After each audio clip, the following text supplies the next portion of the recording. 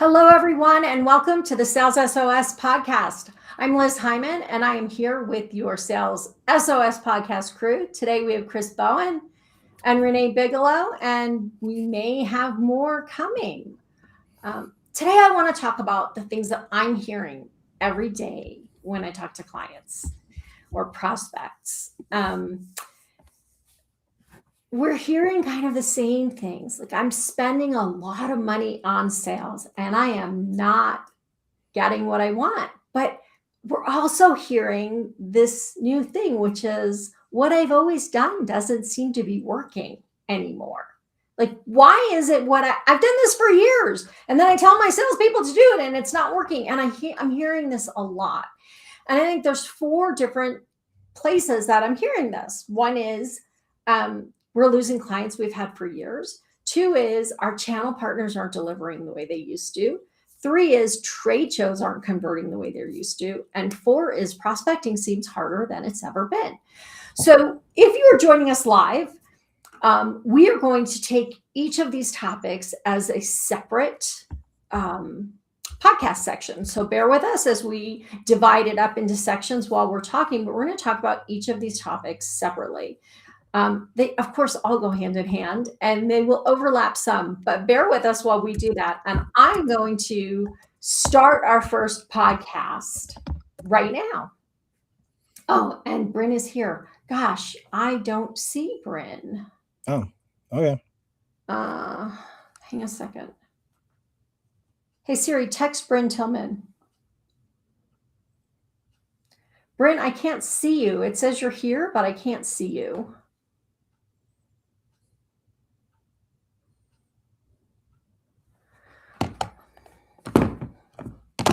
Okay, bear with us. Hang on a second while we handle some technical difficulties.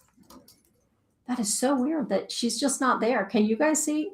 You can't see the... No, I never can.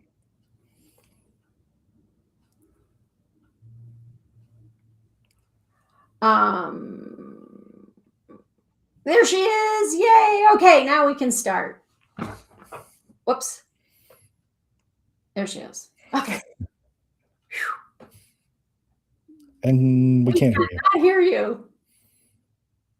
We are so happy you're here and we can't hear you. It's the earbuds. All right. Go into normal mode. Hello, my friends. I'm so prepared for today. I'm glad that I'm here. Yay. Okay, so then let's start. Let's start with our first topic. You ready? Absolutely. Welcome to the Sales SOS podcast. I'm Liz Hyman, your host, and I am here with the Sales SOS podcast crew, Chris Bowen, Renee Bigelow, and Bryn Tillman. And today we are going to have four different topics that we talk about. In this episode, we're talking about what I've always done isn't working anymore, right? Sales leaders, company owners, salespeople, they're saying the same thing. And I want to start with the kind of the biggest, scariest one, which is, why am I losing clients that I've always had? Like, I've always had this relationship. I built my business on it and it went away. It's going away. They're buying less. Like, this is really scary for business owners and for salespeople when they count on that as their primary source of income. But in some companies, as much as 80% of their revenue can come from one or two clients. And then that becomes really scary. So, Chris, we were kind of talking off screen a minute ago. Chris, you had some thoughts about this. Like, why is this happening? Well, I mean, I think when you look at it, it's going to be probably a plethora of things, right? One, your customer now has more access to understanding your competition better than they ever have. It's easier for other people to connect to them. It's also really easy for them to look and say, hey, what we've always been doing, are there gaps that you have not been exposing that we should know about, but for whatever reason, you haven't brought those things to our attention. Someone else is. And we need to solve that end-to-end problem, not just a couple of different points within that solution. So I think there's a lot of things that go on. It's ultimately, I think, someone's asleep at the wheel a little bit and not paying attention, probably not building relationships across that organization, not building relationships with new leaders when they come in, not really able to maybe articulate the value that they really bring to that business, not what it is to you as a seller, what it is to that business. If you can't do those things, you're going to struggle with where you're at. So, okay, so I have to give a brain quote. Disconnect from what value this client has to you, detach, and attach or connect. Go ahead, you do it. You do it better, Brent. Detach from what the prospect is worth to you and attach to what you're worth to the prospect. And whether it's a client or a prospect, it's the same thing, right? Exactly. Can I add to? Oh, go ahead. I always look at it. If you put the client at the center, the client or prospect at the center, and focus on that, you will eventually be able to bring value there. But if you start making it about you, why should they care? Yes. Can I and a little Chris there? Yes. All right. So yes, I have a list of probably 73 things I could talk about, but I want to go off of something Chris said briefly that is so critical. We need to move away from single threading, meaning having one relationship inside of a company. LinkedIn tells us the average tenure of an executive is 5 years. That means 20% of your clients are leaving, 20% of your champions are leaving this year. And that is critical that you have built relationships with all of the stakeholders, because even if your champion is replaced and they want to bring in their person, you've built deeper relationships inside that organization and they'll go to bat for you. So that's number one. The one thing I am hearing all the time now is the economy is not great. So sales are down. So they have to rethink everything. And they're looking at a lot of solutions and saying, is this a critical, they're getting new revenue is tough. So now they're cutting back expenses. And this is something I'm seeing across the board. It's a challenge for a lot of folks, especially in manufacturing or companies where they're relying on products that have been tariffed and prices are up. And there's just a lot that's happening in the economy. And now fuel's back up. And so all the prices are going back. And all those things are affecting how they're buying because it's affecting their price, right? So they have, and there are things that are out of their control. So now they're taking on the responsibility of what can I control? And so non-essential, especially non-essential direct revenue generating business is getting hurt. It's being cut back. So that's really important. And I'll piggyback on that and say one of the things, and I actually personally lost a client this year, heartbreaking, that I've had for 10 years. And my champion left. So I am preaching to myself right now because I know she retired and I was handed off to her boss who then had to cut back and I did not have the deep relationship with him the way I had with her. Interestingly enough, I found out 2 weeks ago he's at another company. So something else happened in there too. But it was 10 years of extreme value done. So that can happen to all of us, even the salespeople, us who know what to do, it's happening to as well. And it's okay, right? Like it's a wake-up call. And I realized I was so deeply embedded with my champion that I missed the 8 or 10 other people I should have been deeply embedded with. I got to stop for a second because I think this is one of the most important things when we're talking about a large account that has revenue that's important to us. In order to survive in that account long term, you have to build a lot of relationships. And you guys have probably heard me talk about this before. Relationships have gravity. right? Business relationships have gravity. And what happens is we get pushed down to an operational level. We may have been, when we came in with the sale, we may have been strategic. And then we may have been important, but over time we become operational. And what happens is what Chris was saying, which is essentially we become reactive and we start taking orders. And Renee, I know you have something to say. I want to just go back to something from my Miller Hyman days, which actually someone else, a new contact that I just made, reminded me of this thing we call the buy-sell hierarchy, which was part of large account management. And that hierarchy, and I don't remember the exact words, so forgive me, all of you Miller Hyman fans that know it. I don't remember. But basically, it starts at the bottom as like a vendor. This is one I choose from whenever I want, and they have no strategic importance. And then you become a good vendor, like somebody I count on to deliver good product and services. And then you become an operational partner, somebody I count on to help me with the day-to-day goings on of my company. And there's 3 or 4 levels above that before you get to be strategic partner. And just because you started as a strategic partner doesn't mean you get to stay there. If you go from helping them solve problems, being aware of what's coming up in the future, and let things go down to an operational level, you just become another vendor. And that's when you lose your footing, right? Because you left the door open for somebody else to walk in and say, I can do this just as well as they can for a better price.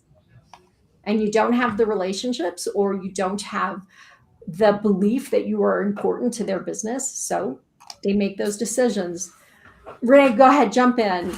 Actually, you teed me up really well, because I want to take it back a step. And I think where you led with where you get in as a strategic partner, or what level you are in that buy-sell framework, right?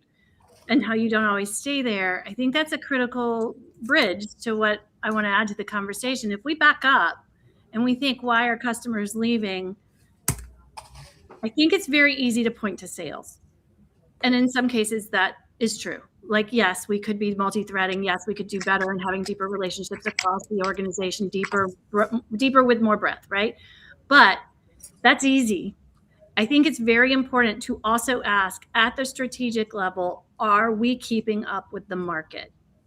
Because there are a lot of companies who aren't, and that is the deeper problem.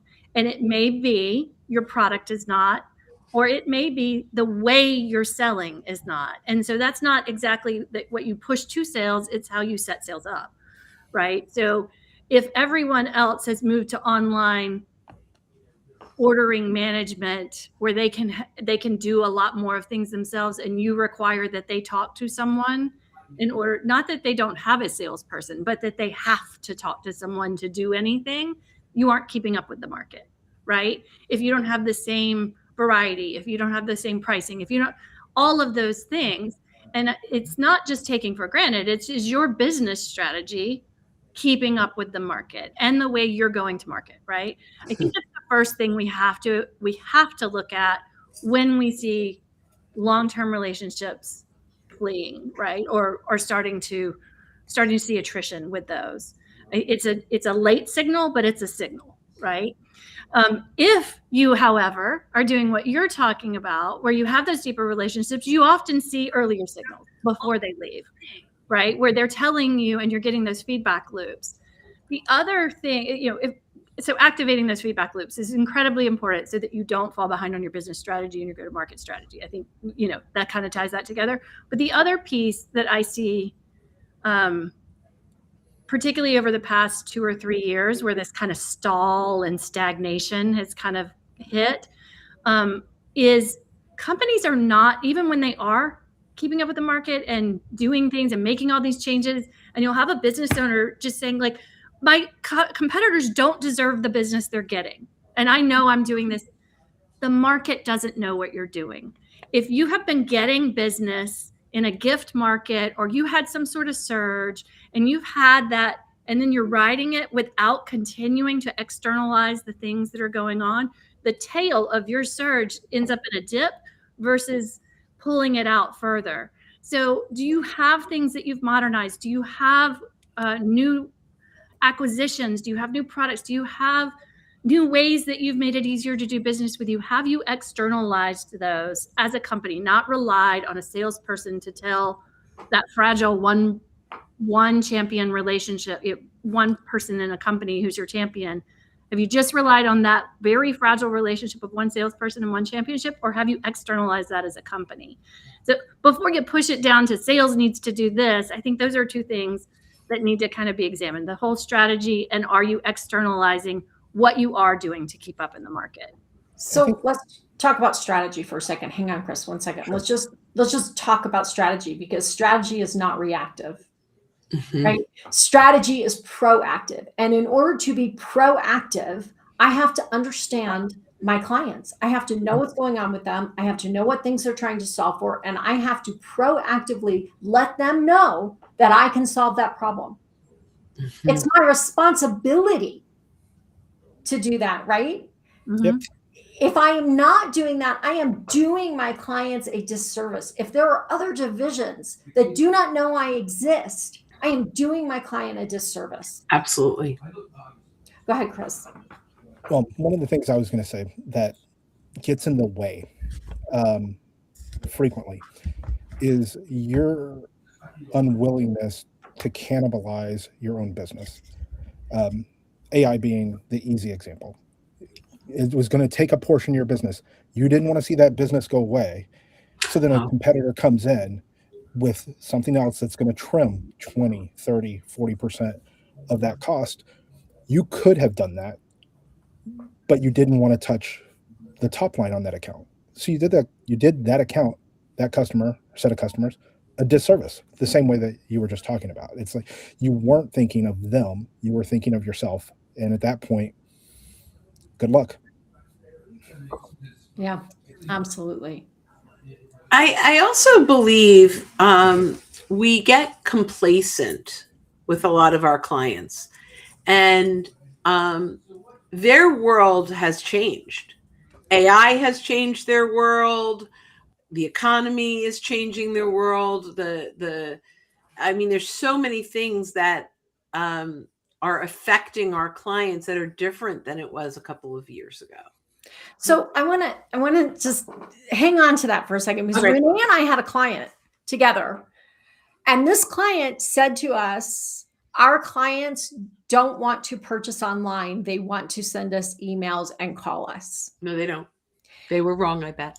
And they were convinced that this was true. And what they didn't understand was, because they didn't provide an easy way to do that, and because their online ordering was clunky and disjointed, it wasn't providing what the clients needed. But they didn't take the time to do what Renee says, which is to externalize and understand what our client needs, and to do what Bryn was talking about, which is to make sure that we are doing what they need. It's like if you sit there and say, hey, 100% of my clients interact with me through the phone or through fax machines or whatever, or email or whatever it happens to be, that's got to be proof positive.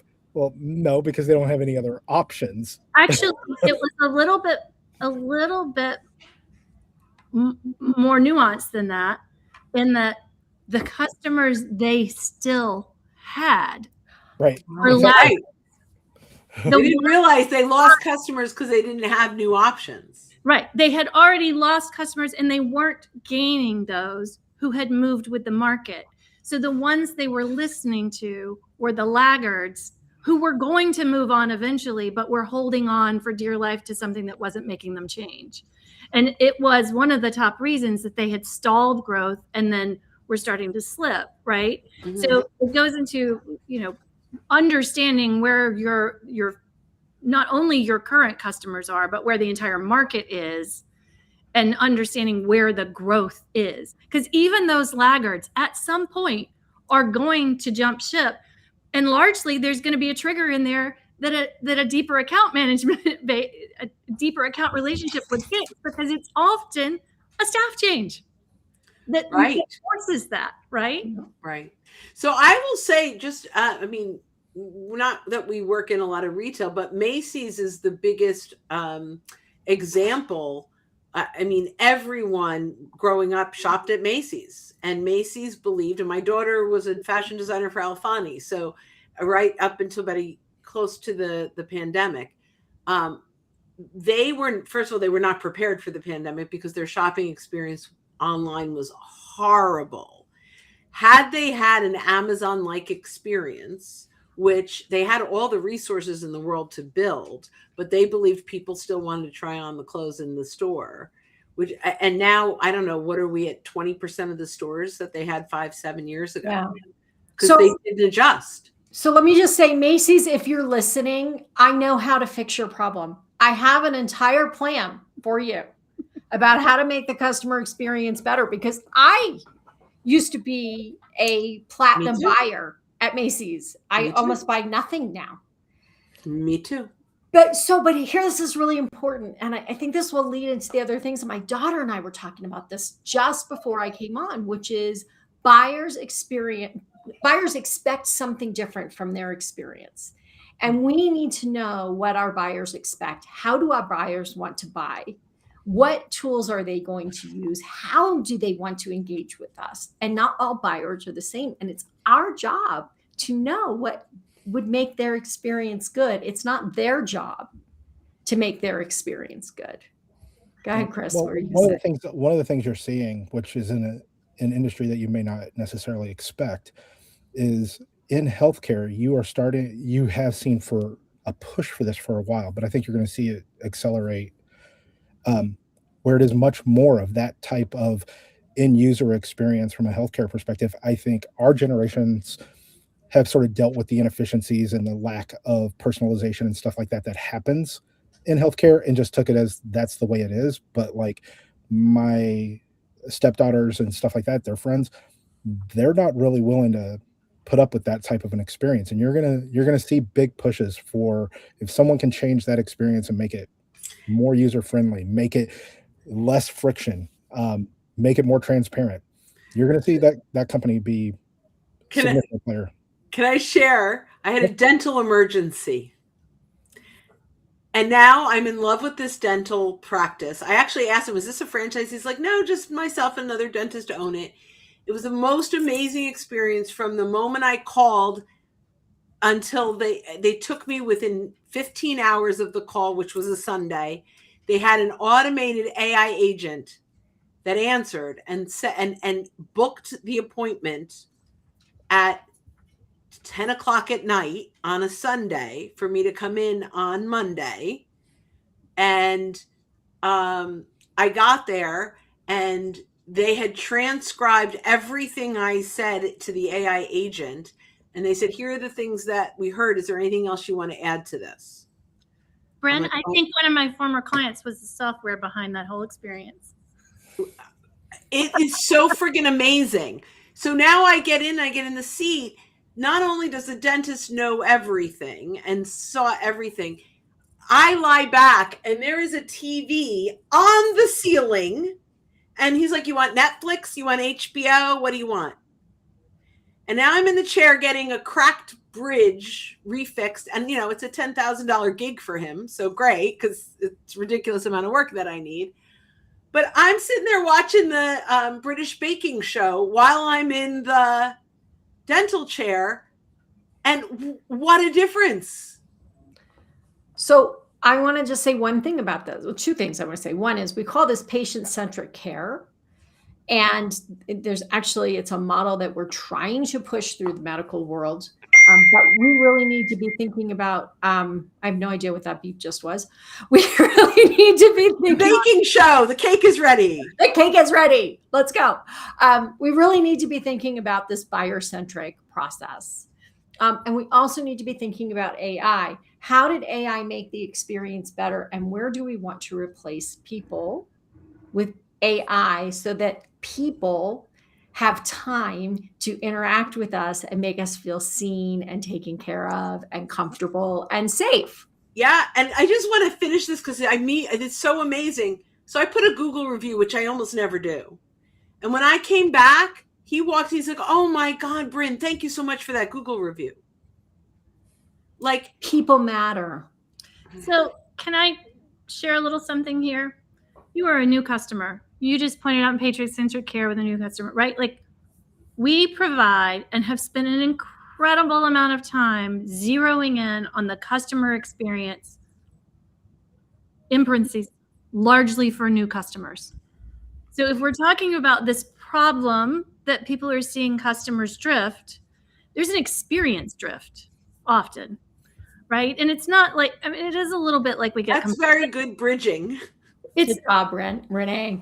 it's not just that we see it get complacent. It's that we have spent an inordinate amount of time on making sure that new customer experience is primo. It is supreme, right? Like, that is where our efforts go. This goes back to strategy. And Liz, you and I say this all the time. We believe there are trillions of dollars left on the board all around the country. She's nodding because I know she knows where I'm going, in upselling accounts and continuing that experience further into the relationship, right? So if you think about it, like, if you are experiencing this issue with your customers, can you honestly say, have we had experience drift from the experience they had when they came in to the experience they've been having now? The other question that I said earlier, have we kept up with the market? Have we truly kept up with the market? Are we listening to the market? Or are we listening to people who are like holding on for dear life for nothing to change, right? Like, and then have we addressed how we go to market and how we service? Because that goes to that deeper account relationship. If you answer those three things and you say, no, we're doing all of these, then I say, have you externalized it? Maybe you need to start looking at your marketing. Like, there's some other things. But my guess is most everybody I've talked to, one of those three things, they're like, yep, if not all three. I think you also have to have I think you should hopefully have an understanding of how your customer buys, right? Yeah. Do you understand how they're going to market for their customers and what those customers expect? Because you're somewhere within that value chain, wherever it is, right? And you need to be able. I put that in my target persona canvas. We need to know your customer's customer acquisition process, because they have invested a ton of money and thought and time into making their process better. And if you don't meet their process, you stick out, right? Their expectation is at least as good as them. Stick out negatively. Yeah. All right, let's wrap up this session. I think these have been some really good points that we've made, and it's, if you've been listening to this and thinking, are my biggest, best customers at risk? The answer is yes, they are at risk. So what are you going to do to secure that relationship, or at least find out early that you might lose it? And it's all about multi-threading, right? Which is the word we use for being in touch with multiple people, building relationships across the organization at multiple levels, making sure that you understand them, their marketplace, their customers, how do they all buy and interact, and making sure that you are providing the best experience that you can for your clients. And if you're not doing those things, and if you're not strategically thinking about it, and you're just reacting, your clients are at risk. Liz, just a little icing on that cake, if I can. You pointed out in the very beginning that there are many customers that have an outsized percent of their business in a small number of clients. Bryn pointed out where some of the stressors in the economy right now. It is worth doing that audit on your list now, if you haven't at all, prioritizing this for Q2 before things get worse, because even if they are short-term pressures right now, it's going to change decisions, right? I mean, I'm not even saying what ifs. I'm just saying with price of oil today, we know how that ripples through the economy, right? If it goes longer than a couple of weeks, it's going to start affecting how people make decisions. It's time to sit down and figure out where your risk is in a big client and what your plan is to mitigate that as much as possible, and or figure out how you're going to replace it. Let me make that practical.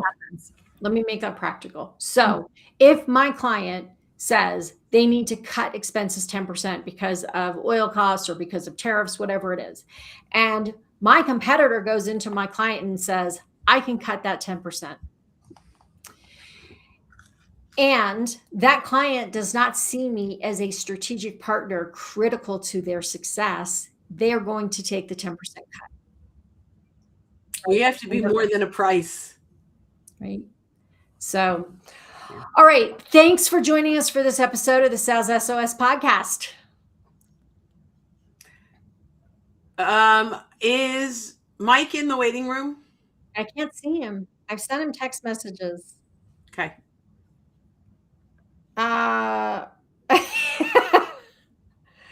He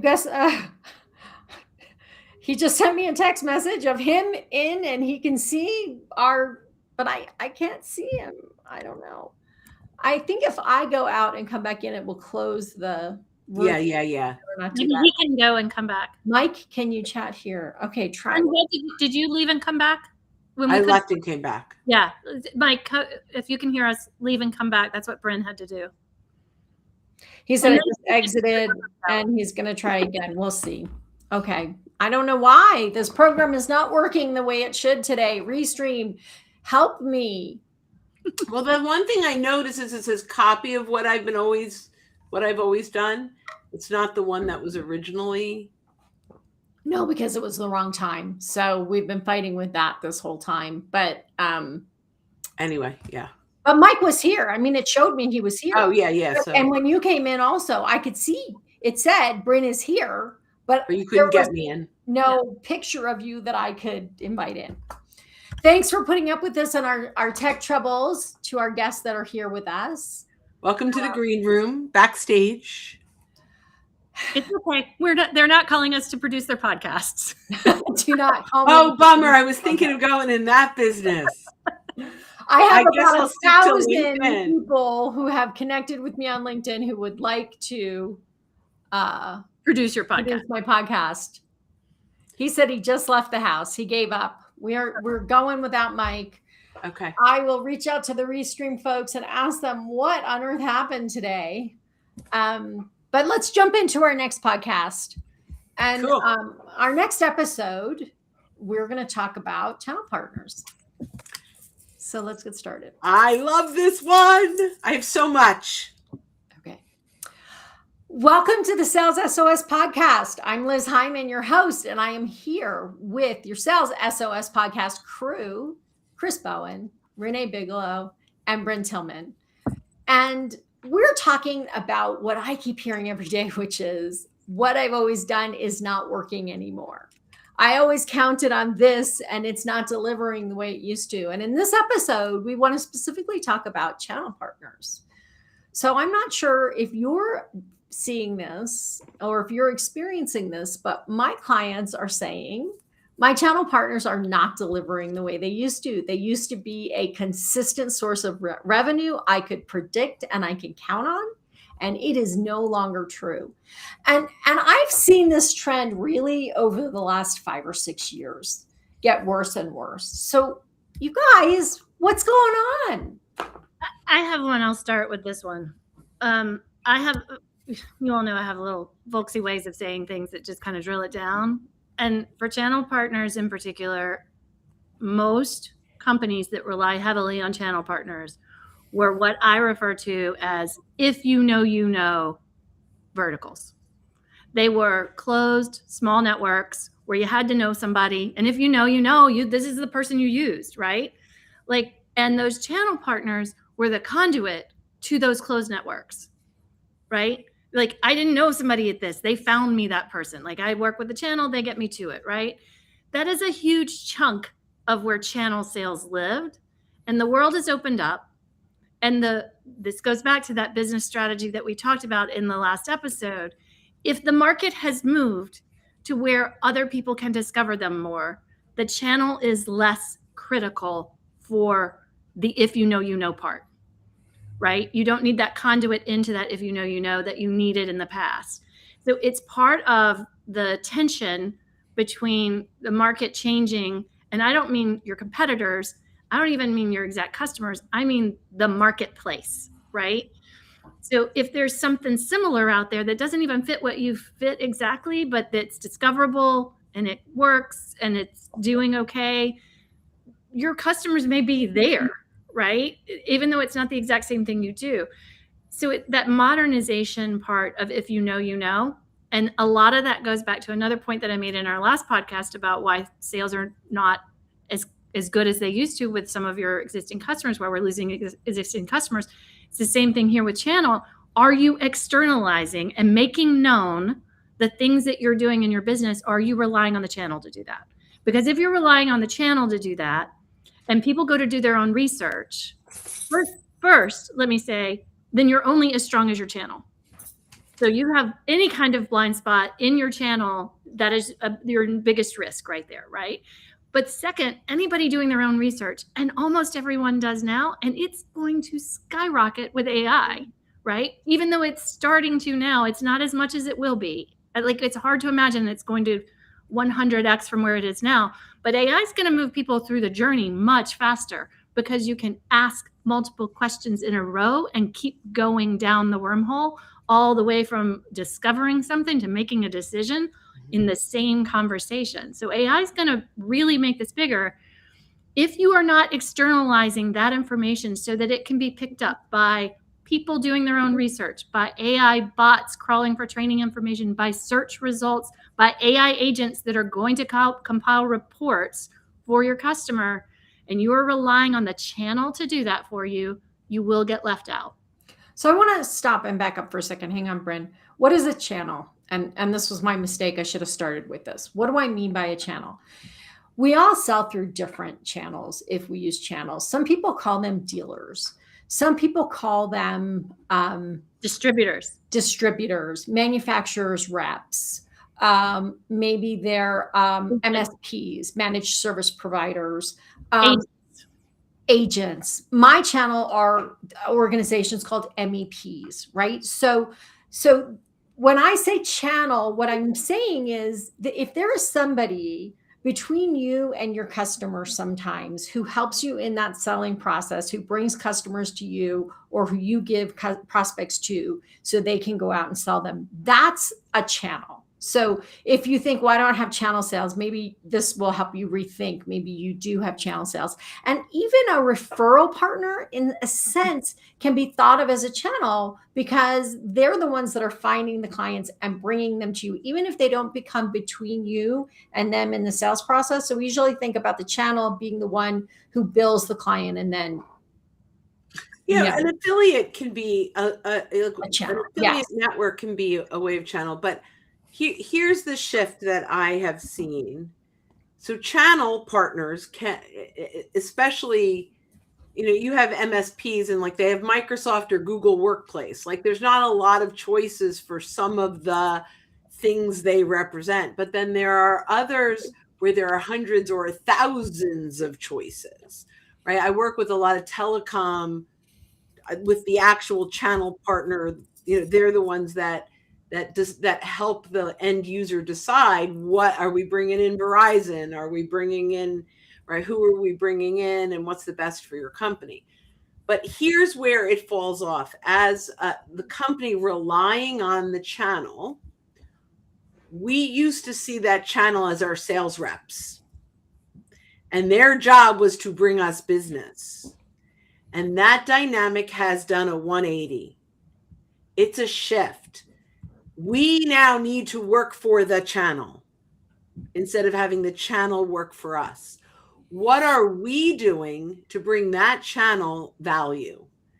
Are we making introductions into that channel as well? It is no longer a one-way stream of leads in the door. So I'm just going to share a big channel that I work with is insurance. Like I work with a lot of insurance or life insurance brokers and P&C companies, and they have all of these independent brokers that can sell any life insurance, and we want you to pick us. Or we could sell any P&C, but we want you to pick us. And so what they are doing now is they are becoming this value added. I don't know if I'm not going to drop their name, but there's a big P&C company that I work with and a title insurance company that I work with. And every quarter I do a training and they bring in their prospective channel, and I teach them LinkedIn. It has nothing to do with insurance, but they are, and they have lots of people coming in to They're help. making sure their channel is more modern. They're modernizing their channel, but they're also becoming this resource for them, right? Mhm. It's like, I need to earn the business of the channel, where 20 years ago, the channel had to be lucky to be part of my ecosystem because I was paying them to refer business to me. And it is the absolute 180 now. The company needs to nurture the channel. Chris, what do you got for us? I mean, at least with ours, it tends to be, depending on the partner, it's going to come down to, are you bringing them something that they're not aware of? Do you have relationships within a particular account that they may or may not have? Maybe they want those, or maybe they're not as deep, or what have you. But it's bringing something to that relationship. I mean, I know that's a rehash a little bit of what we've already talked about, but I think it's not a one-way street. It definitely has to be a symbiotic relationship there.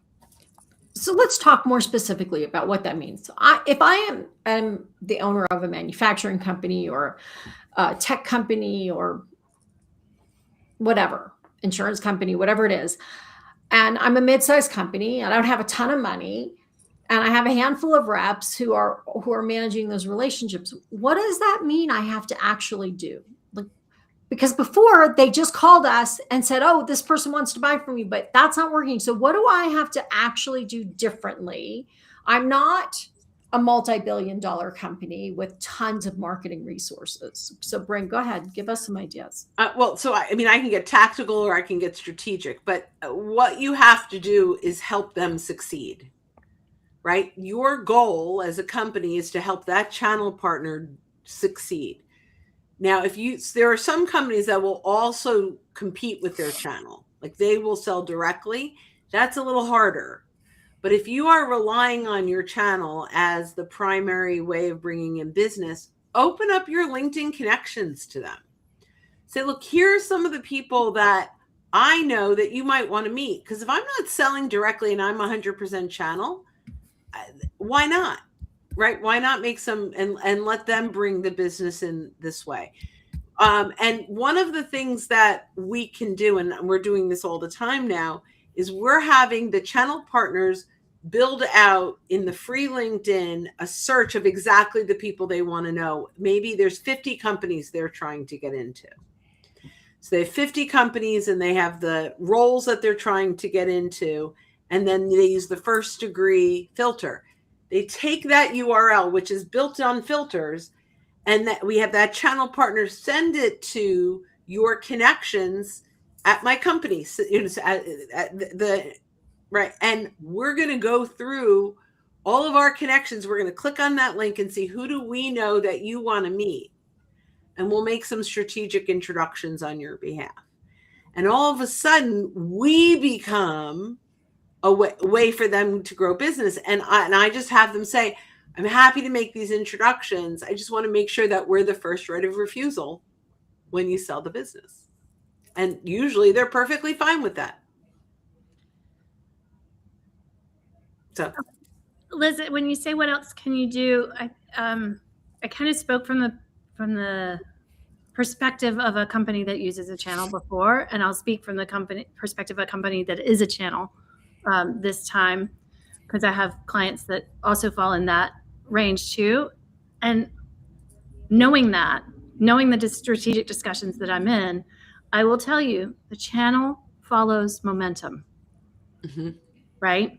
So this is that part of externalize, like you aren't just externalizing for the customers that are doing the research and everything else. And Bryn, to your point, when I said they're helping modernize the channel, again, you're as weak as if the channel is following momentum. That momentum could just be price chasing, right? It is largely, what is the best commission? Who's offering who's offering spiffs or this because there's a new product or whatever. So they're chasing momentum. Show them the momentum that you have and make them invested in it too, right? So upskilling them, modernizing them, doing like that's helping them create some of their own momentum. But also, what is the momentum that you have that they want to be a part of? It makes it an easier sale.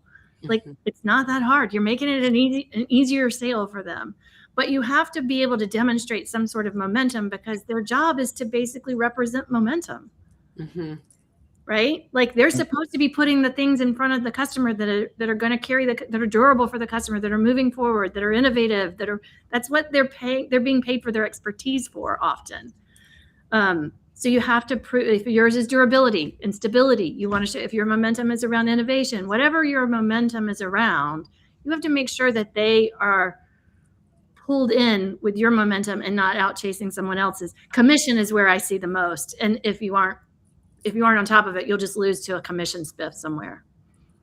Commission is important. Making it easy for them to sell for you is important. If it is hard to sell for you, if it's hard to communicate with you, if it's hard for them to explain why you bring value, if your marketing isn't as spiffy as somebody else's, if you don't have the features, whatever it is that your customers, the end user wants, if you're not making it easy for your channel to do that, they're not gonna sell your stuff. Chris, what are you gonna say?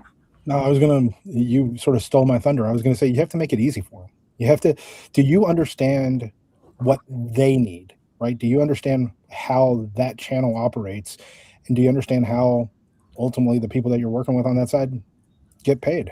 And if you can understand those things, then you can figure a way to maximize that for them. If you do that, then you're going to have somebody that's happy and working with you. If you don't, then you're not. Like, if you were working with one of the big hyperscalers, for them, it's all about volume and new pieces of the business that they want to have a piece of that they don't have, or a new business altogether that they're not in. I mean, that's where they're going to see value. Are there loads that they can take, that they can bring to the cloud that they're not? So, I mean, you have to be able to understand what are they trying to do? How are you gonna be valuable to them? If you're not valuable to them, they only have the same number of hours in the week, right? They only have the same 168 or whatever it is. So I love that. And I think a big thing is that they'll go to market with you as well. Yep. Right? You schedule me on a call. Here's my calendar. You want to get me on with a prospect or a client? I'm happy to do that. I think when it feels more like a partnership, and I've been pulled in a couple of times with some of my partners just to bring value to a call. And it's very interesting in that when they bring excessive value or, value, for example, I work with an enormous amount of financial planners and insurance folks. And so a financial planner who may be fee only, there may be questions on whole life, but they don't sell the insurance because they're fee only. They'll bring in someone to have that conversation. It's more of an affiliate or relationship partner, and they'll go to market together, because then that whole life insurance broker will now bring in the wealth manager, because they don't compete, but they're serving the same client. So going to market together is a really good way to leverage. So let me give you another example of that. So I go to market with my channel partners, and I'm a channel partner for people, companies. So we go to market together with training. They will bring me in to do a training for two reasons. So when I'm working with MEPs, which is manufacturing extension partnerships who help the manufacturing sector in every state, they bring me in to do training that their clients can experience for free. And it ends up being lead generation for both of us. I have another channel partner I work with that is a technology tool who is selling to manufacturing. So we just came up with an entire campaign that I can be a part of, because I can help them with those clients and they can help me, right? So that's great, because I do training as part of what I do. But in your company, you may be training people. There are lots of ways you can go to market together. You can go to market together with marketing materials. You can go to market together with videos. You can go to market together with all kinds of things that are dual prospecting opportunities. So be creative. Anything else on this before we wrap this up? So the bottom line is your channel has no obligation to sell for you. I'll just throw in from the last episode, we talked about the experience of the ongoing experience, not just the new experience for your customers. It's the same with channel, right? Are the customers that your channel is bringing in getting a great experience? Because at the end, they really care about the experience that they're selling to someone because their reputation is on the line, right? So are they getting as good of an experience as your direct customers? Are you continuing with a good experience? Is it easy for them to resell? But then, as Chris pointed out, make it easy to do. As you said, Liz, make it easy to do business with them. What is the experience the channel partner is having with you? If they're having to do all the heavy lifting, if you don't have the air cover, the support, the sales enablement that they need, then their experience is not as great. And even if your experience with the customer is the superior one, but someone else has an okay one and the channel partner experience is much better, you're at risk. Right? If your channel experience part is really, really good, but your customer experience is not as good, you're at risk. So it's dual. It's dual. And I want to finish with one more thought, which is this is strategic. Again, it is not reactive. We talked about this in our last episode. It is not reactive. It is not accidental. It is not haphazard. If you want your channel partners to deliver, you need to have a strategy. You need to know who your most important channel partners are and figure out what is your plan to help them succeed. You need to figure out which channel partners could be selling more and what you need to do to help them do that. You need to figure out which of your channel partners are maintenance. You just do whatever it is they need to keep going. You need to figure out which channel partners you're wasting energy on and you should cut ties with. This is a strategic decision with strategic thinking, tactics to support it, meetings and planning and all of those things. It doesn't just happen. And I think what's happened for a lot of us is what was just happening stopped. And because we've never had to have a really strategic plan, or we haven't in 20 or 30 years, we don't know how to do it. It's time to step back and start being strategic. Chris, can I make that tangible? Reactive. Let's take them all out to dinner. Let's all go to a game, and I'm gonna make sure that they know I was the one that took them out to a good time or whatever. Proactive. I have sales enablement materials. I've made it easy. I've improved the experience. It's easy to do good business with me, right? I'm training them. I'm training their customers. I'm on site. I'm doing whatever they need. Chris, did you have a thought before we wrap up? Nope. I think the focus is just, again, you have to treat them as if they're your prospect or your customer, and you're going to take care of them. You're going to make it easy for them. You're going to make it to where you're providing value to them. And I have found that when you do that, the other part, one thing I was going to bring is they all talk. They all have, if you're in a particular industry, all those people know each other.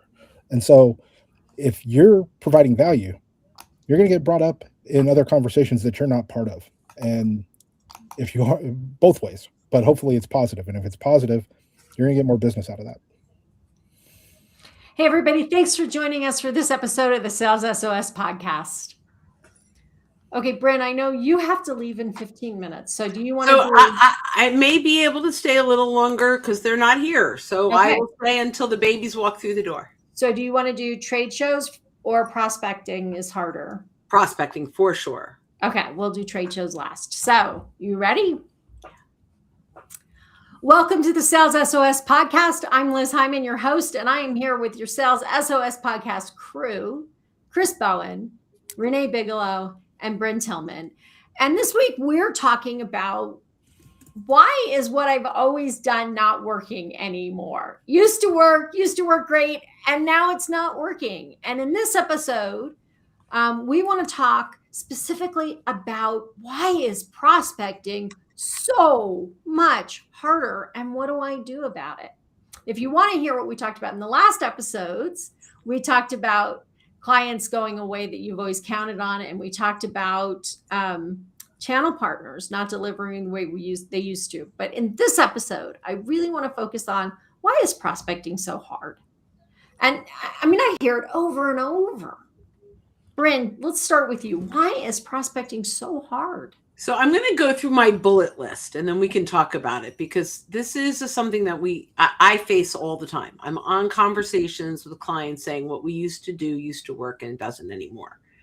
I'm going to start with the big picture, is that most salespeople have narcissistic tendencies, and that they are approaching everything from I need to make a sale instead of I need to make an impact. So that's like the overarching challenge. So I'm just going to go through quickly. Buyers are overwhelmed with outreach, so they've learned to ignore most of it. And AI has made that even harder. The connect and pitch approach has burned trust. People are like, it's like when you walk into a car dealership, you're going to get hit by 50 people asking you, right, if you need help. People feel like that everywhere they go when they're surrounded by sellers, right? Prospects receive dozens of sales messages every single day. Buyers research on their own before they talk to sellers. So your outreach is only going to be effective if, when they do their due diligence, they're willing to, they see what they need, that you earn the right to get that conversation. The buying committee is larger than ever and more cautious than ever.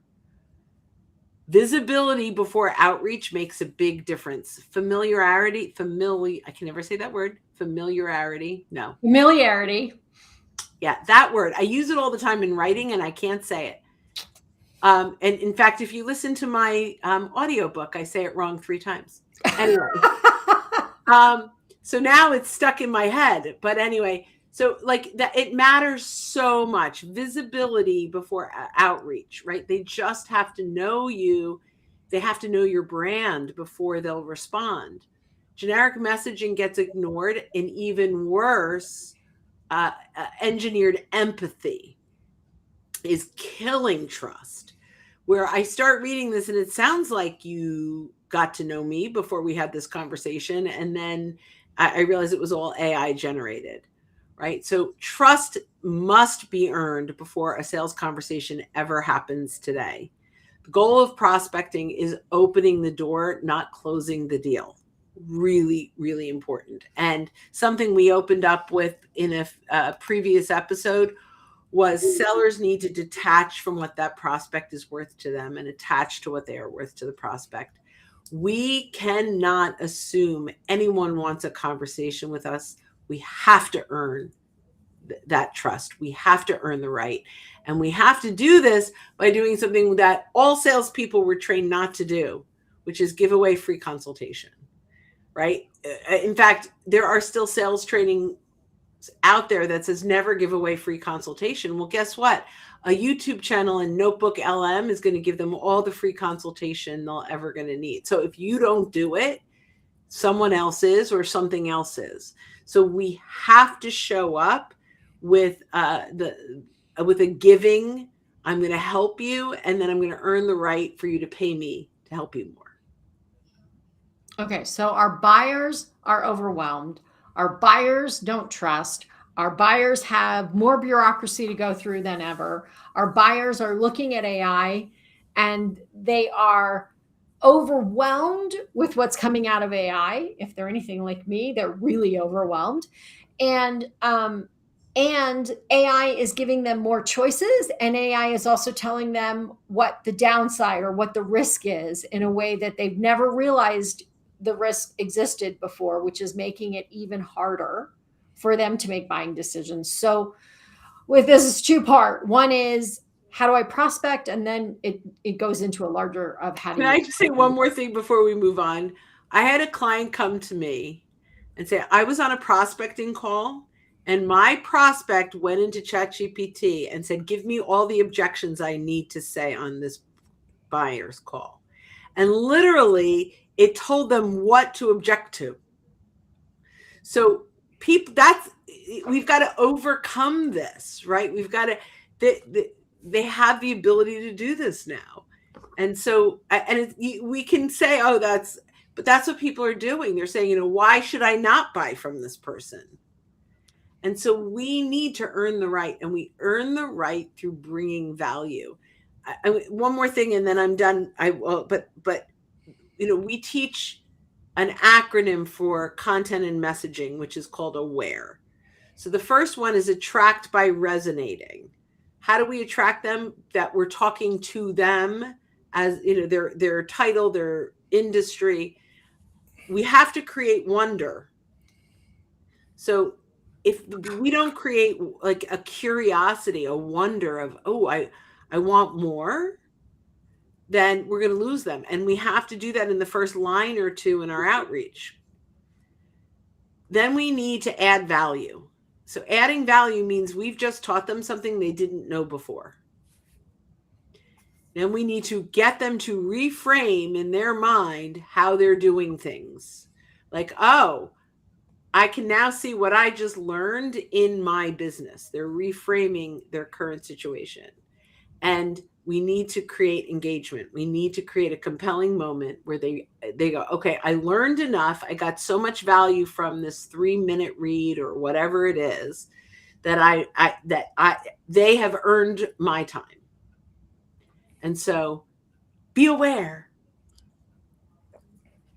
Okay, you guys, Renee, what have you got? I think just going to back up a step and just say, we talked about AI is doing all this, and I 100% agree. And I think it's present more than most people give it recognition for. However, this arc has been building for quite some time.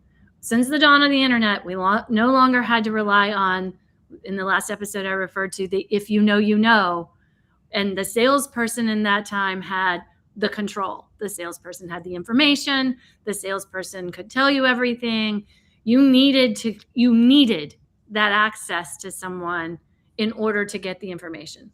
We now have a world where it's been moving more and more and more into buyer controlled and buyer driven versus sales driven.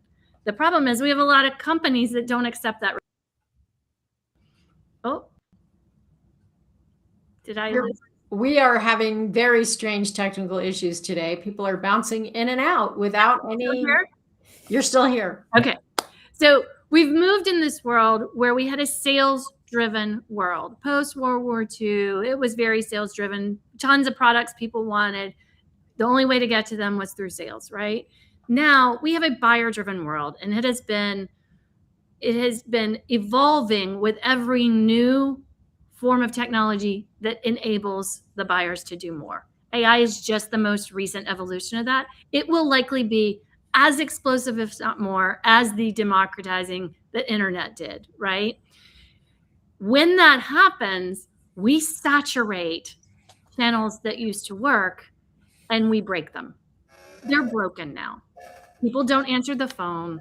People set up filters to move things out of their inbox. We have blockers now that can stop people from even getting through, right? They're broken because that's also where hackers go, and they're preying on the tactics that sales uses to hack into people and phish, right? So those things are broken. How do you get past that? One, you have to recognize in the buyer driven, what are people doing? So in Bren's example of aware, and with her talking about you had to get brand awareness, you have to build trust. You have to externalize everything that was internal that your salespeople used to be able to control. You got to get that out there because they have to find it in their research. The bots have to scrape it and find it in order to return it in, whether it's search results or AI results or social results, right? All of those things. But then you have to go beyond that, and you have to activate whatever momentum you have in your business to drive more momentum to help with that moving in after the A, right? After the aware, to moving into curiosity, to moving into being willing to have conversations. That includes driving referrals. That includes making sure your business is top of mind in other ways. It's not just educational, but is it a brand that they know? Is it a brand that they've even heard of, that they recognize, that looks reputable? None of these things we had to do before when sales was the stopgap that did that for us, right? Like sales was everything at that moment. Now you've got to bring all that cavalry into sales. So prospecting has changed greatly, but not as many businesses has changed in the way that the market has changed. And I think that is one of the biggest problems that we see. To move beyond it, you have to invest in the fundamentals, right? Like you have to figure So out. what are those fundamentals? Okay, so you really need to have your target persona and your ideal customer profile figured out. You really need to understand where your marketplace is, where the consumer driven behavior is going, so that you are going to market in the way that the consumer is purchasing, and where they're buying and where they're showing up. And then you have to drive activation of momentum to where you're creating and manufacturing and engineering demand, not just capturing it. You will have moments of a gift market, and what you do with those will help you drive that momentum further. There will be things that will cause surges that people will come to you, but you can't rely on those. You have to manufacture that in order for your prospecting to have any success. I'll stop because I talked for a little while and that was a lot. Chris, do you have something to add? Yeah, I mean, I think it's also, is your message the right message for your customer, right? Like, Wait. Be specific, because when you say customer, you mean more than that. You mean each buyer. Yeah, absolutely. Right? Explain that. And don't, well, first you need to understand who's the buyer within that business, right? If you go back and look at all the work that was done by the corporate executive board years ago, and at that point it was 7 to 10. I've heard anywhere from 10 to 15, 15 to 20. It expands and contracts periodically. But you have a lot more people that you now need to understand. And whether you like it or not, the CMO's concerns are very different than the CFO's concerns, or different than the COO's concerns in their organizations. And if you're not bringing the message to those individuals that they need to hear, while still being, I'll say, mostly consistent with the overall theme, then you're going to miss the mark, right? Like you have to talk to people in the language that they want to hear, not just what you're comfortable with. And that requires a lot more breadth than what you may have typically needed when, hey, I'm selling to the head of manufacturing within this particular account. I know exactly what he needs. But if I now had to switch up and go to the CIO or the CTO for that organization, because they're the ones who actually make sure those machines can print and do everything else that they need to, well, now I have a different conversation that I need to be prepared to have. So, or pull in the right people that can help me have that conversation. It's just a much more complex matrix, but that's also the thing that AI is going to have a little bit more challenge with, is how do I build those relationships across? It may be able to direct really good conversations towards one individual. It's going to have a little bit more difficult time, I think, with the matrix organizations that we have to deal with today. So let me add a little bit to that, because one, let me just start with this AI. I actually ask AI, who are all of the buyers who might be involved in this buying decision in a manufacturing company or in a hospital or whatever it is, and what language would they use to talk about this problem? So you can actually get AI to help you. But I want to go back to what Renee was saying, which is we need to be where our buyer is, talking about what our buyer cares about, which is what Chris was saying, in a way that our buyer can understand it. And this is this idea of business complex sale and understanding the buying influences. Now we talk about it as account-based marketing or account-based sales, right? So if I have a complex business-to-business sale, which is what we're usually talking about on this podcast, and I have 15 buyers, and marketing is only marketing to the person who's likely to come to my website, they are setting me up for failure, because the person who's coming to my website to do the research is not the person who's buying. They're not the one with the authority to make the buying decision, and they're probably the lowest level buyer in the group. So I now need to think about campaigns that stretch across my target market and ideal customers. Campaigns that say the CEO is at this conference, the CMO is going to be at this conference, and the CFO is going to be at this conference, which means I need to show up to each of those with different messaging in a different way, maybe bring different team members to have the right conversations.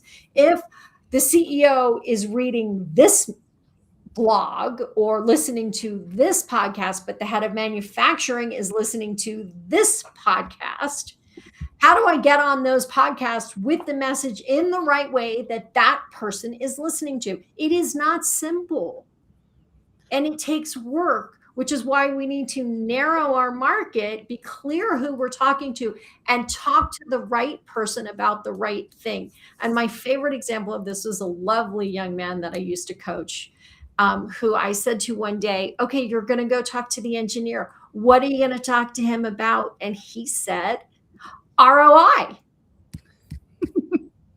Everybody, you can't see their faces, but Chris, Bryn, and Renee are like in shock. I'm laughing. We're laughing but we do it all the time. We just assume that we have a value prop and it works for all of the buyers, and it is not true. So if we want to be heard, we have to speak the language of our buyers. So Liz, to make this tangible, what I do for my clients is, I've mentioned that I do a target persona canvas, and it is a very detailed, I have a whole bunch of things that I run through that every target, this is not a demographic, and it is not some fake persona made up conversation, right? These are data points that are critical to how you're going to message to them, to understanding them, and to there's psychographics involved with firmographics involved with demographics, right? It's a mixture. It's how they do business. It's what does their day look like? It's how do they, where are the channels where they show up, right? Where are they getting information? Who are their trusted sources? Who are the people that influence them?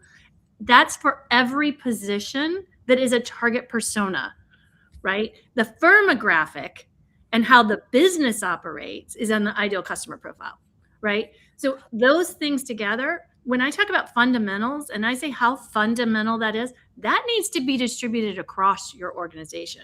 And they need to understand it greatly, and they all need to be contributing to it. It's not a marketing thing, and it's not a sales thing. It is a company-wide thing, because otherwise your product is not going to get developed in the way that your customer wants it, right? If that side, your operations team doesn't understand the experience that they need to be driving, finance doesn't understand how decisions and things are happening on the other side of the customer, all of it. Like, there's nothing immune.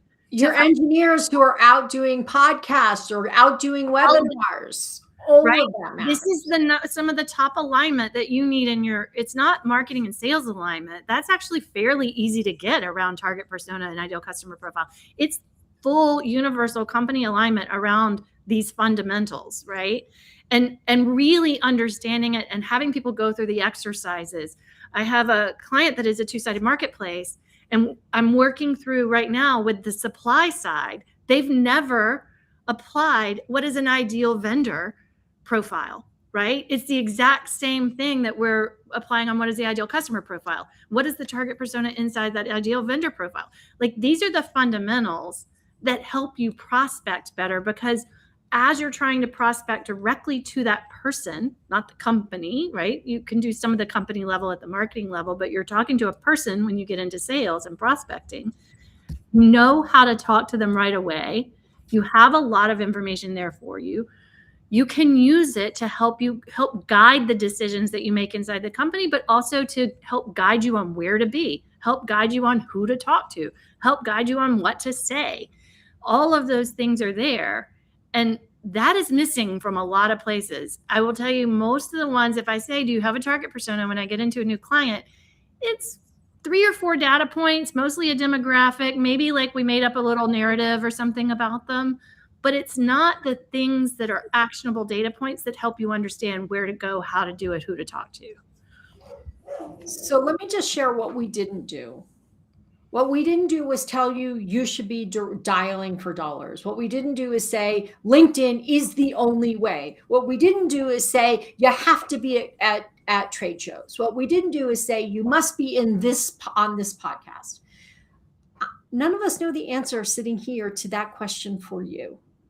You need to know where your buyers are, and you need to figure out a strategy, a set of campaigns that reach them where they are. I can't tell you sitting here for your business what the right one is. What I can tell you is they're less likely to see your email when they get thousands and thousands and thousands of emails a month. They are less likely to pick up your call when they are spammed all day long and their phone tells them that it's spam. They might listen to your message if you actually leave one. They are not, it's hard to get people's attention now on LinkedIn because there's so much spamming going on. It is hard. It is just hard to get people's attention. So the better your message is, the clearer you are about who's going to like what you're doing, who's going to benefit from it, the easier it is to do any of those activities. So start with who is your customer. Start with what matters to them. Go to where are they and how do I reach them? Because it's different for all of the different buyers. And then come up with a strategy for how you're going to accomplish it.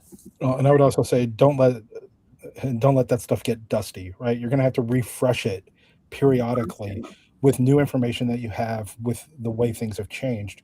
If you keep it and it just becomes essentially shelfware, then you're missing the value that can have. And you've got a lot of people in your organization that should be able to provide data points that are going to be helpful there across the organization, not just from a sales and marketing perspective. 100%, Chris. I recommend that it at least be a bullet point of a quarterly planning. Like if you're going to set your priorities, like whatever you're doing in priorities, that somebody needs to look at it and say, did anything change on here? Right? There may not be a major change, or it may be one simple change or whatever, but like it needs to match the rhythm of the business for that. Yeah, you don't want to get whipsawed with it, right? Like you don't want to just be changing it on a whim, but you need to reevaluate. In the same thing that you would do in other things when you have certain set of assumptions. Are you revisiting those assumptions about the account, about your market, about those types of things periodically to see if they still hold true? Because those things can change on a dime, and it's an easy way to get left behind. One of the reasons I recommend in the planning, like tying it to quarterly planning or whatever you're planning, if it's every 6 months, hopefully not annual. whatever it is in your organization, one of the reasons I recommend it is it really needs universal buy-in. We all have to agree that has changed, or it gets worse and worse because it starts drifting and diverging in different parts of the organization. And then the one last piece is, does AI know you exist? Because we just said that AI is becoming increasingly more important in the buying process. And Bren has come up with a brilliant way to help AI know you exist. We have to be aware that if we are not doing the things that will help AI know that we exist, our clients will not know that we exist because AI won't put us in the list.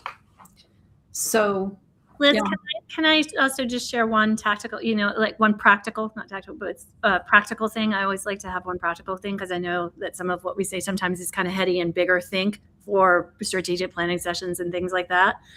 But please don't go to your sales team and yell at them about prospecting success before you have even put the thought into the fundamentals and activating a referral program. It is still the easiest. The easiest sale is to people you know. The second easiest sale is to people who have been referred to you, right? Yes. Make life easy. I just show of hands, how many of you see complaints about prospecting inside companies that also have referral programs? Well, it's still there, but it's easier. Yep. Right? Like how many see complaints without referral programs? Everyone, right? Well, the other thing, though, is it's just having a referral program isn't enough. We have to teach reps how to not just say, so, Chris, I'm so glad we've been able to help you do X, Y, and Z. Who else do you know that could use our products and services the way you have? And this is how it's still taught. And Chris doesn't know. But what we need to do is teach them, how do we do a better job of this? So I can look through Chris's connections on LinkedIn if we're a first degree. And I can say, hey, Chris, I noticed you're connected to quite a few people that I'd love to get in touch with. Can I run these names by you and get your thoughts? Or even better, I can create a first degree search of my ideal customer profile, take that link and share it with Chris and say, Chris, here's a list of all the people you know that I'd like to meet. I'm not even looking at them, but I know that link will bring him a list of people that match my ICP. And of these folks, who would you be comfortable introducing me to? And then of the other folks, can I drop your name? And so no matter what program we have in place, we have to make sure that we're teaching the reps the most effective way to get this done in the least amount of time with the highest ROI. Unless they're engineers, and then don't focus on ROI. Don't focus on ROI. All right. Thanks for joining us for this episode of the Sales SOS podcast. Okay. Bryn, you're still with us for a few more minutes? Yeah, they're not here yet. I think I still have 20 minutes. I have to drop, but All it was right, great Chris. seeing y'all. Bye, Chris. Bye, See ya. Chris. Bye. All right. Yeah, they're running late. I love it. Welcome to the Sales SOS podcast. I'm Liz Hyman, your host, and I am here with your Sales SOS podcast crew, Renee Bigelow and Bryn Tillman. Hi. And this week we're talking about why is what I have always done not working anymore. And we've had some great episodes. Go back and listen to them. We've talked about why we're losing our biggest customers. We've talked about, or why they're at risk. We've talked about using the channel more effectively to get better results. We've talked about prospecting and why it's so hard now. But today I want to talk now about trade shows. There are a lot of companies that rely on trade shows. And what I keep hearing is these leads aren't converting the way they used to. We used to go to the trade show, we get 5 or 6 good leads. We'd close a couple of them in a couple of months, and some of them would take 6 or 8 months. And it's just not happening that way anymore. We go to trade shows and we're not getting the results we used to get. What do you guys think of that? Why are companies not getting the same results at trade shows that they used to get? Or why are deals not closing as quickly? I mean, I can start. I'm happy to. So a few things are happening. Number one, trade shows used to be the only place you could see all the new stuff. And we can see all the new stuff in a lot of other places, right? So just go on YouTube and you can see every new stuff out there. So that's number one. Number two, I believe that there's not enough upfront work done from the tables and the booth people, right? There's very little pre-conference activity. Right. They're all focused on the stuff and the tchotchkes and the this and the that. And do we have our little, stand set up? And very little has been done to invite people to the booth in advance. There's very little strategy, except don't stand behind the table, stand in front of the table. That's your strategy. Right. And that's not really enough. Have a really big prize so everybody will give us their business card or get scanned.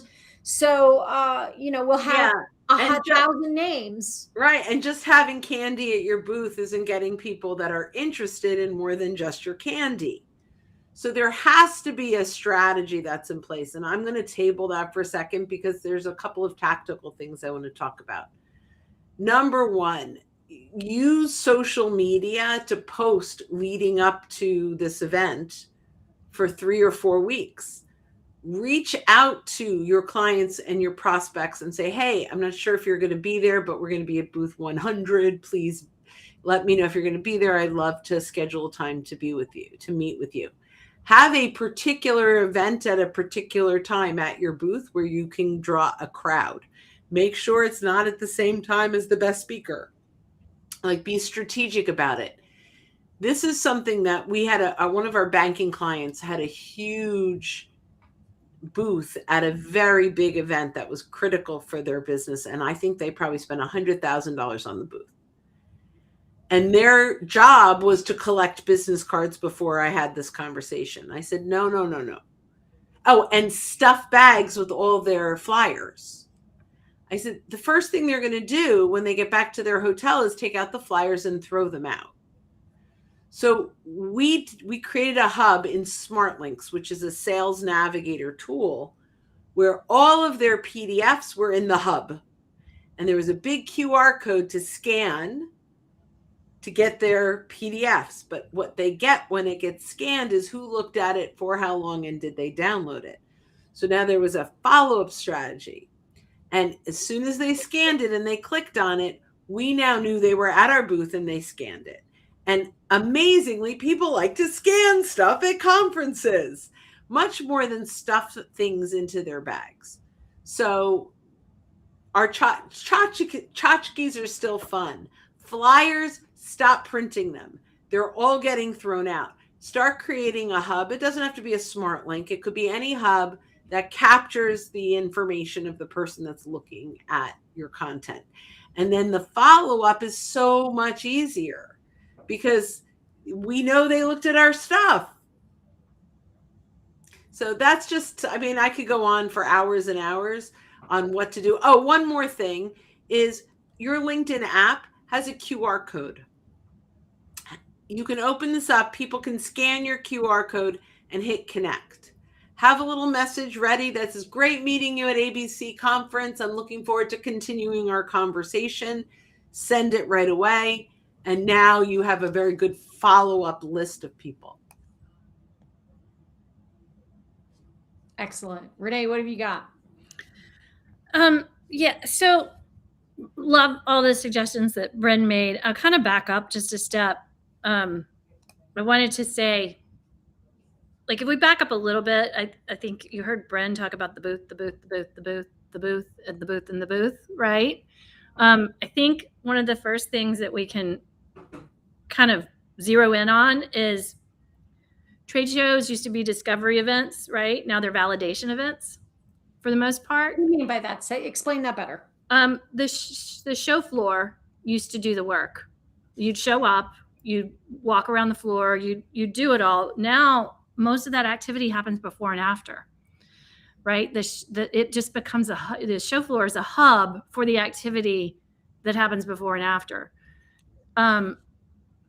People have done research before they come. Other vendors have done their work before they come, and they've booked up that time that used to be spent wandering on the floor. The floor is activity that was planned prior for the most part now. And I think that's, again, we're talking about consumer behavior changing and not recognizing the change for the most part. But this is what we do, right? And yeah, you still got to have a decent booth experience. It doesn't mean you don't do the signs and you don't do, but you put somebody, generally, you're going to have marketing handle. What does it look like? What's the activation? What are the things that we need to have? What are the ordering? Like, generally, you're going to have either an event team or you're going to have somebody in marketing or an event team within marketing. It's going to handle that part. That is not the sales strategy for what you're going to do. A higher level of strategy is, who are we trying to reach? How are we going to get to them? Have we reached out to them ahead of time? Have we set appointments? Have we taken advantage of all of the cracks of the day where things are happening?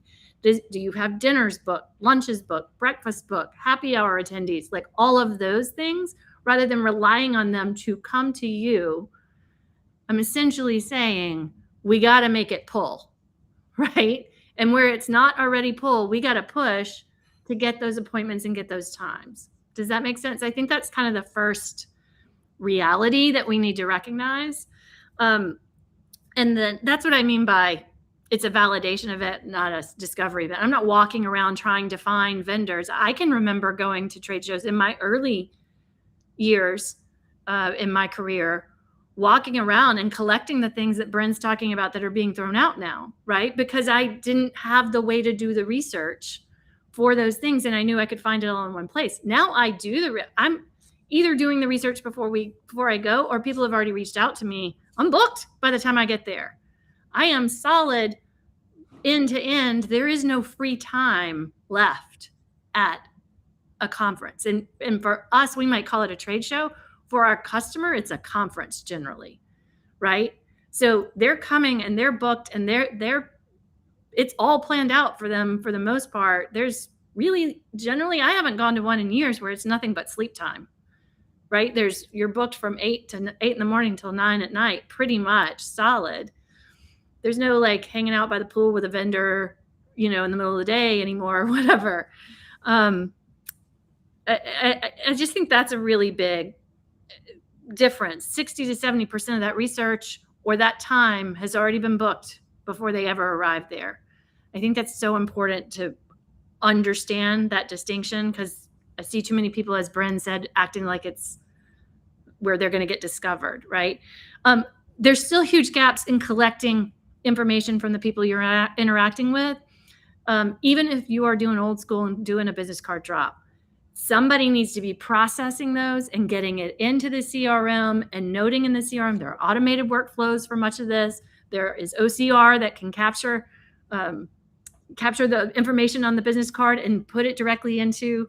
Nobody has to sit there and type everything on a business card. Like, there are ways to do this that are easy, but it needs to get into the CRM and it needs to be tagged with they attended the event and tagged with that they dropped their business, whatever the things are, right?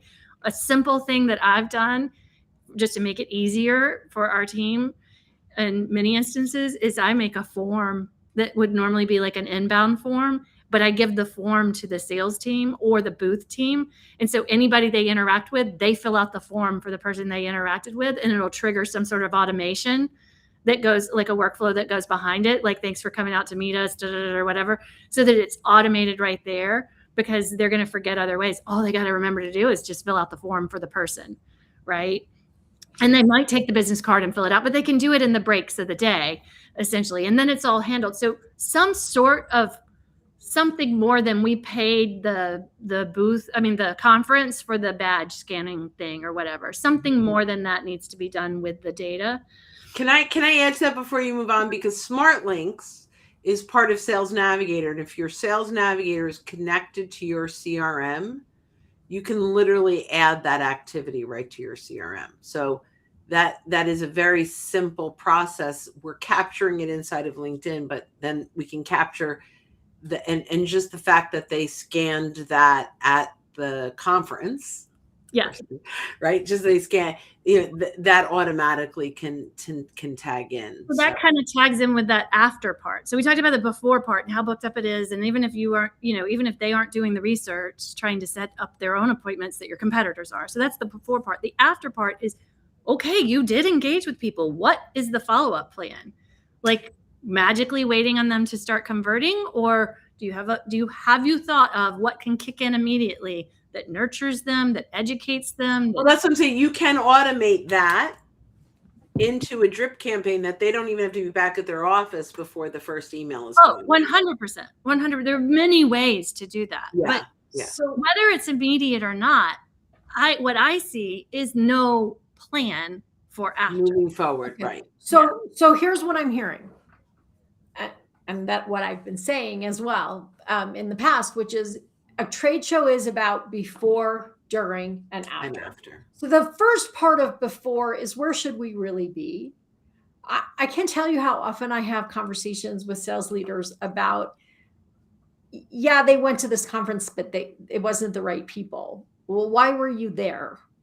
Why did you spend $50,000 if it wasn't the right people? There are lots of different kinds of conferences, and different kinds of buyers go to different kinds of conferences. Do your homework. Go first before you ever sign up as a team, get a table. Someone go to that conference and see what it's like, see who's there. There are conferences that are just primarily trade shows. There are conferences that are primarily about the talks, and the trade show is, or the convention floor is a part of it. There are trade shows that or events that are just connection events, where you actually pay somebody to put you in front of the right buyers. Figure out where you need to be. What kind of events do you need to be at? That's the first thing. Target it right. The second thing is understand who's going to be there.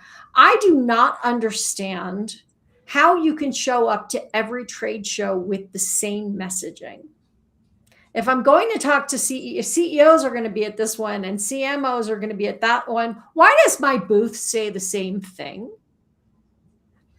The third thing is, so the first thing is, what's the before? So the before is making sure you're at the right place. The before is what you guys were talking about. Who do I want to talk to at that event? Like, who's going to be there? Which of my clients are going to be there? Which prospects that I'm really trying to get to are going to be there? Do your homework, and it takes a lot of work. But you're investing 50, 60, 70, $100,000 in this. Invest in the time to get prepared. In many companies, Liz, I just want to point this out. It's the number one expense.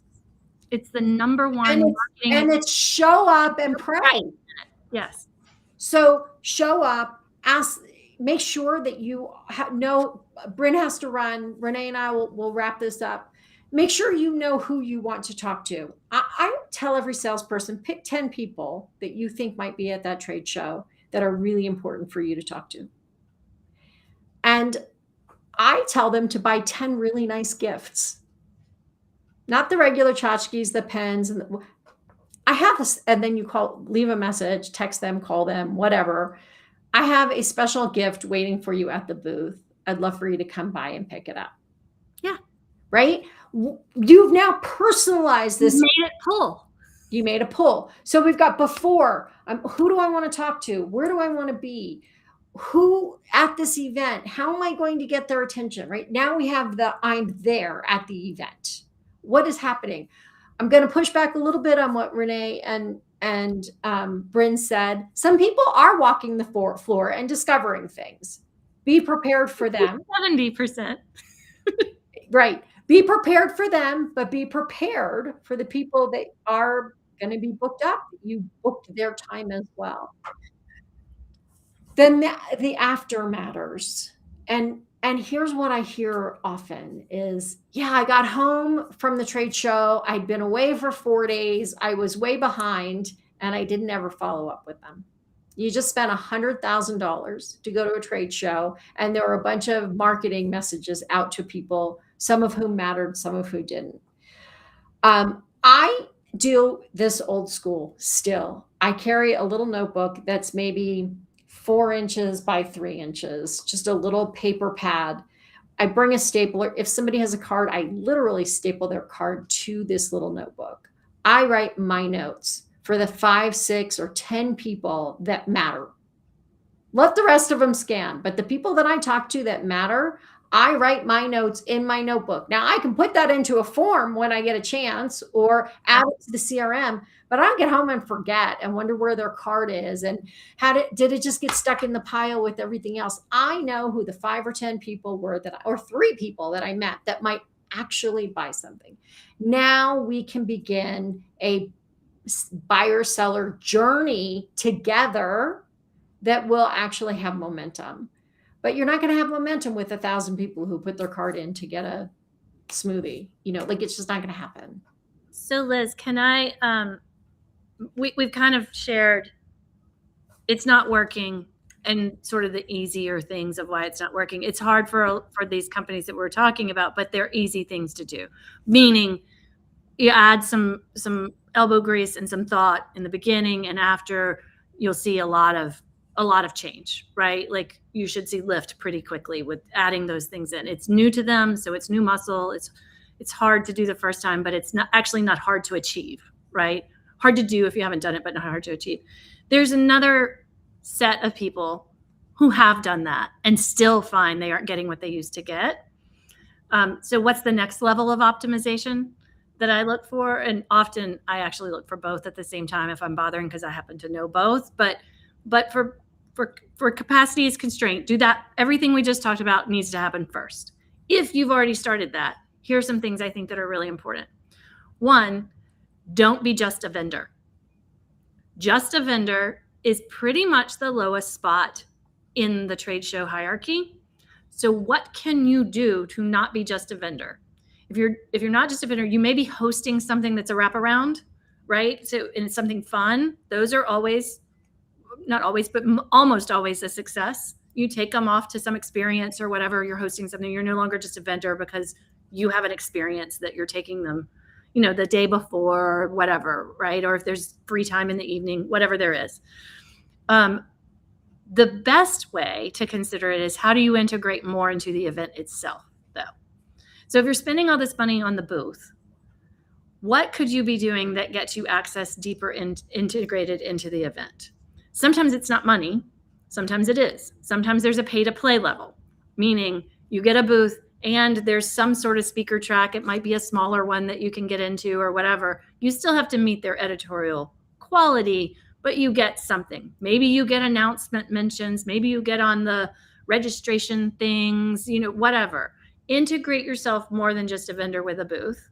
Wait, stop for 1 second. Because the other thing I see is we've got 5 people sitting at a booth all day long while people are in. No, take shifts. Take shifts. Go participate. Meet people who are doing workshops and whatever. Go play, because 1, you'll learn a ton. 2, that's where you'll meet people that are having real unguarded conversations. And then the top, or the really top echelon of the hierarchy is become a speaker, right? Get your message up on a stage. That can be multiple ways. Do not think it's always your CEO has to be the speaker because you're, their thought leadership. That might be the way. You may have a very dynamic CEO and that works. I had a client that did that, and I came in immediately and changed it. And we made a forum where we brought their customers in to talk about their stories. And it was a hero's journey. The customers were all telling their stories. Went from 5 people showing up to watch the CEO in a little room, right, with his deck that was thought leadership. And it was great. It was much better than doing nothing. But we went to 50 to 75 people in the room because they came to hear their peers. And that CEO was moderating. Oh, and guess what? We were the Robin to their Batman. The only way that Batman was able to achieve it is because Robin, us, did something in the background, right? That was the theme of the things they were talking about. So it was curated to be about us, but it wasn't us talking. So you're making sure pitch your customers to speak. Even if you can't, work with a customer who has a great story, who would qualify to be up there. Help them develop their presentation. Do the same work you would do for your CEO for that customer. Have a partner. Make sure the partner has a story that can find ways to get integrated in, right? And then if you can pitch an idea for a speaking thing, don't make it a pitch for your product.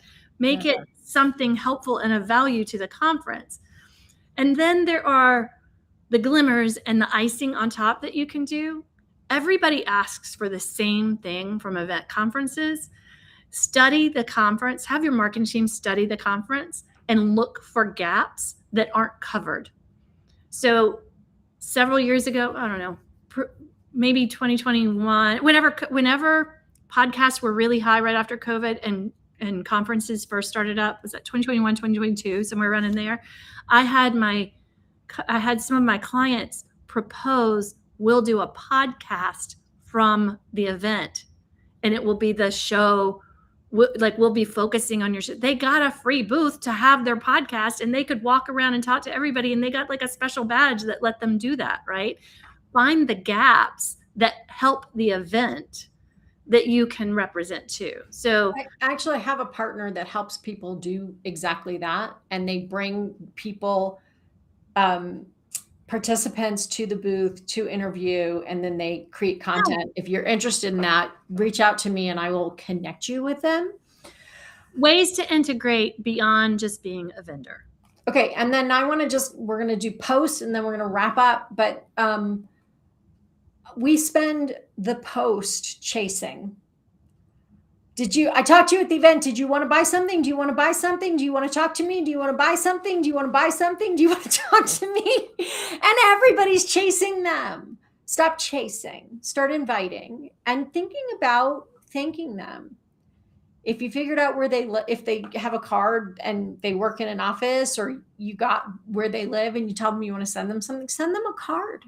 Everybody loves a thank you note. It was great to meet you. Send them a gift. I'm not saying send 1,000 people a gift. I'm saying send 5 people or 10 people a gift.